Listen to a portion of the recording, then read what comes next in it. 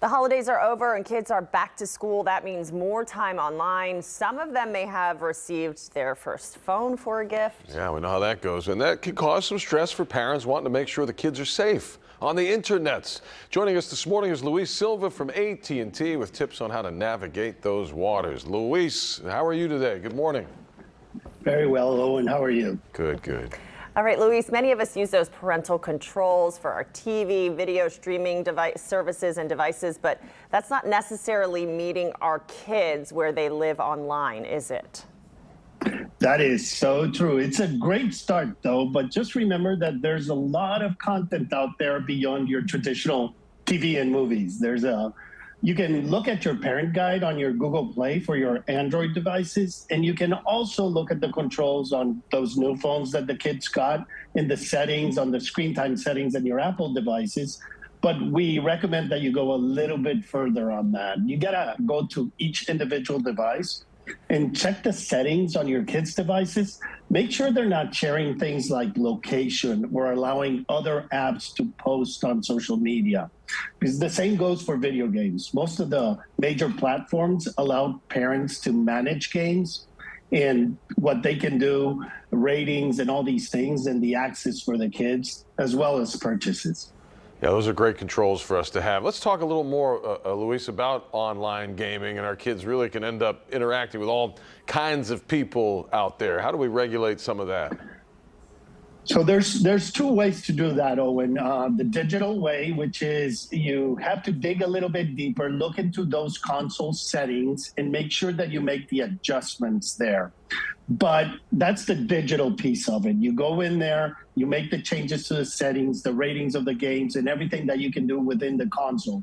Now, additional to that, you have to go the analog way, which is sitting there with your kids and watching them play the games, make sure who they're talking to. It requires a little bit of more personal, that's why I call it analog, more personal attention to the kids as they're playing the games, because it's risky out there. You do not know who's talking to them. So just even as they have controls, there's some people that might come in. So being there with the kids will help you a lot and go a long way. It's funny you mentioned that too. We were just talking about the old phone lines back in the days, and when you had to call your buddy on the phone, his parents or her parents would pick up, and you'd have to talk to the parents. And I made the joke, this is why I grab my kids' headsets while they're gaming. I said, give me your headset, and I put the mic on, and I talk smack to their friends, you know?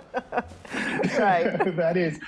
That is so true. And actually, you know that nowadays, before you used to get out of your car and knock and get the people out. Now you send them a text and tell them to come out of the friend's house. So times have changed. Times have changed. Definitely. See the mom and dad coming right behind. Right. Who's in that car? Yes, yes. Such a different generation for sure. And it's a little bit cruel out there too, Luis. So what can we tell our kids about, what they're posting, how they interact and respond to what they may see?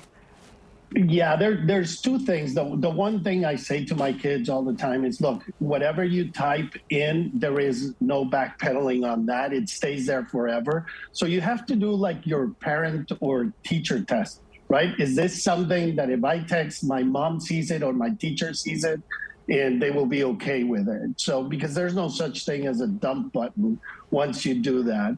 And so that's one piece, actually having that discussion with their kids. The second one is all your carriers have the AT&T has the AT&T Secure app just for, a few dollars a month. You can actually secure and control everything that they're doing in their phones.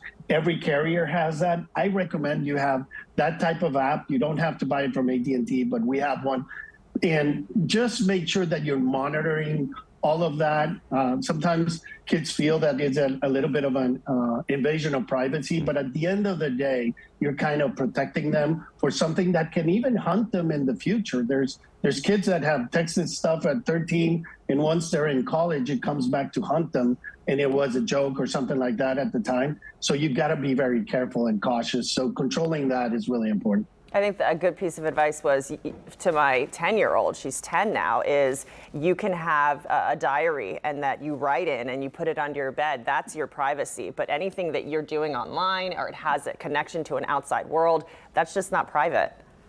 That is amazing advice. Yes, that's the way to go because right now in the digital world, anything could be taken out of context and put out there and it will affect you for a lifetime. Yes. Yeah, you bring up great points, Luis. The analog versus the digital, some of the parental controls, and from parent to parent here, we appreciate you saying AT&T has one of those. But you're right, there are a lot of other selections out there because different age groups need different controls. Your 5-year-old on a phone might need something different from your 12-year-old, from your 18-year-old. So that is all great advice, Luis Silva from AT&T. It's always good to chat with you, and thanks for spending time with us today.